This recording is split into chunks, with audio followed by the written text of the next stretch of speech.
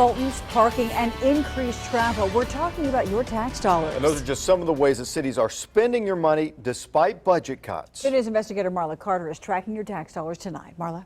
Yeah, Russ and Karen, the 2 News investigators poured over 3 city budgets, and this is just one of them. We went line by line, tracking how your tax dollars are spent. Bartlesville is known for the Price Tower, events at Woolaroc, and according to the city manager, this public golf course.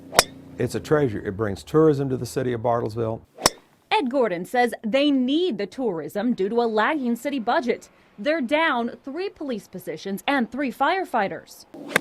As for this tourism gym, Because it's supported by the rates that we charge for people who play golf, memberships on an annual basis, those who come in on a daily basis.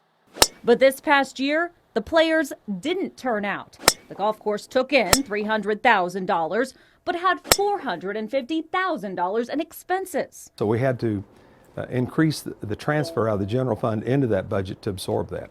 The general fund he's referring to pays police and fire salaries. This year, $150,000 from that fund went to cover tee times. Do you feel that's a good use of taxpayer money? Well, it's a quality of life issue. The golf course has been an integral part of the city of Bartlesville. Then the 2 News investigators headed south. We examined the 150-page Broken Arrow budget.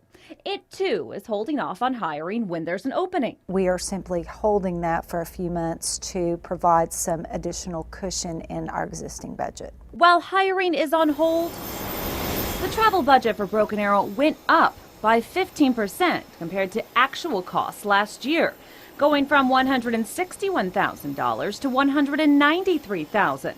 But the city attorney says that increase is really just wishful thinking and probably won't be used. A lot of that is going to be dependent upon whether or not we see an increase in sales taxes.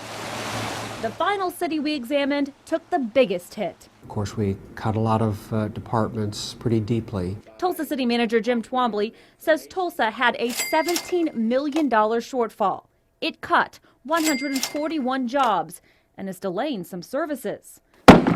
The 2 News investigators dug into the 700-page budget. What stood out? Consultant costs.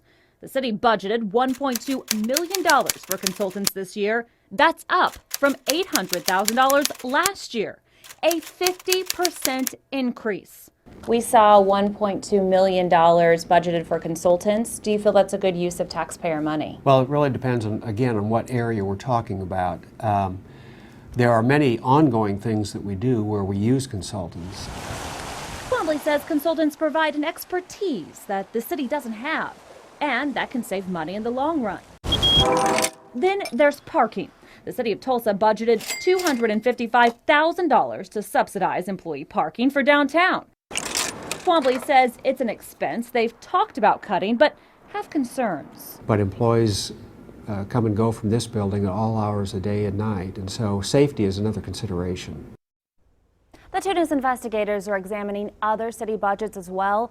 If there's something you'd like us to look into, send us an email at news@kjrh.com. We'll continue to track your tax dollars. Marla Carter, 2 News works for you.